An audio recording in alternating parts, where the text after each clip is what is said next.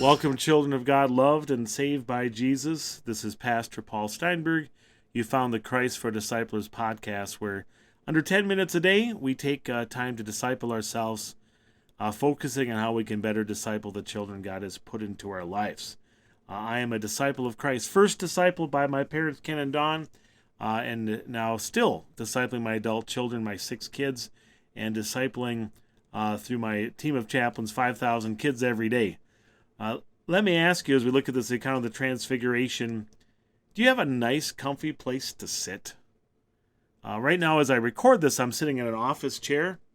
Really nice swivel. Can tilt it. Really comfortable. Really good for my back. I also have right next to me one where I can do some kneeling on there. When my back's in good shape, that could be really a nice, comfy space. But it's a great seat. Upstairs, I've got this really sweet couch. My wife loves to, she has a little desk up in our living room, so if we get a chance to watch some TV, she likes to watch, home improvement shows. She'll play some video games. I get to sit on the couch, and that is a comfy spot. My dog sits a distance away from me, but it's a nice couch. And then we have this amazing chair, a massage chair. You can sit in, and it is the ultimate. I mean, it's more expensive than any of my cars.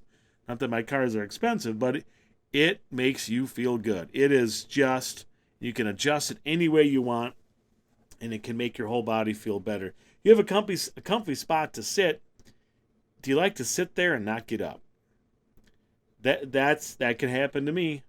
I'll go upstairs, and I know I could, finish the dishes. I could do this little task, do something a little bit more, but it is really nice here. I kind of get snuggled up, and I got this new blanket for Christmas with my name on it. Oh, man. Can just stay there, and you don't get up and do something.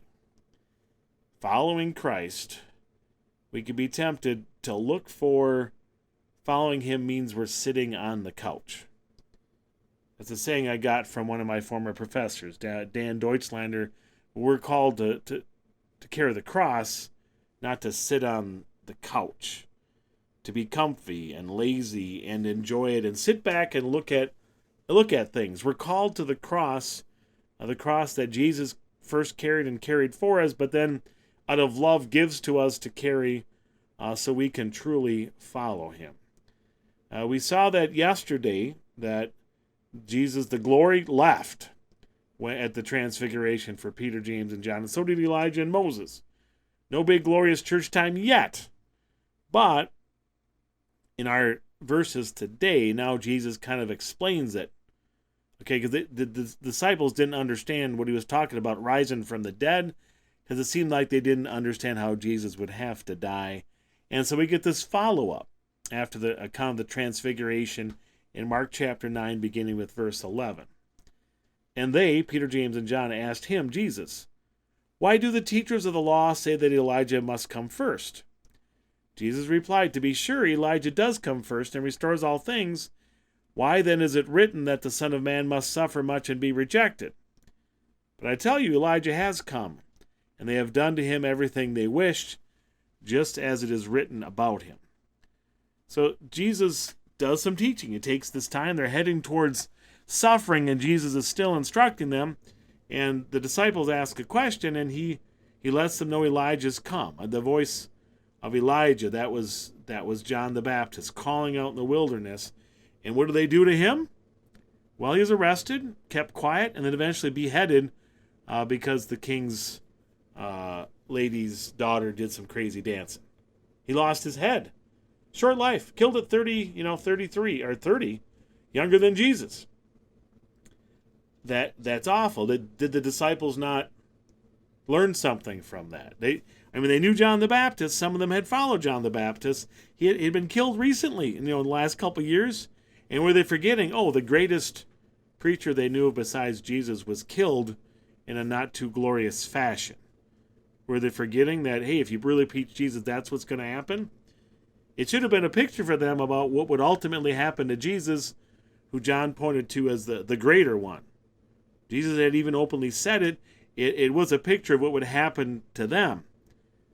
See, the disciples missed this death thing. That's why they didn't get Jesus talking about rising from the dead. Well, how can you rise from the dead if you don't die? They didn't get it. They didn't fully understand themselves and their future and what following Jesus means and is. And that's our job as parents and educators and teachers, to help children when it comes to how they need to be resilient, true disciples, how to carry that cross and realize this is what Christians go through. It's not odd when Christians suffer. Maybe for American Christians, that was kind of part of the culture, that Christianity means that everyone's Christian around you and you have a nice life and have a happy family and your neighbors are nice and you don't have so much crime. And you use biblical principles to have a good life and a happy marriage and save money. No, that's not what it's about. It's about pouring yourself out. Jesus knew the plot for the rest of his life. He knew it was going to be to suffer much and be rejected, and yet he was willing to go down there and suffer and die and suffer hell so you and I wouldn't. He was willing to do this even though his close disciples didn't understand it or appreciate it. We need to make sure our children don't think of Christianity like having brand Jesus. Like, yeah, we're Christians. He makes his life. We identify with him, but not understanding this means that it's a life of suffering. That it's an ultimately blessed connection that blesses us by calling us to a life that isn't easy. We need to say it again and again and again and demonstrate it and show them that's how it works. If they see us suffering in Jesus but still have that inner joy, they'll get it and understand it. But they can only grasp it if they see it. And God has placed them in your life so you can share it. Thanks for taking 600 seconds so Christ doesn't take second in your life or in the life of your kids. The Lord bless you and keep it. The Lord make his face shine on you and be gracious to you. The Lord look on you with favor and give you peace.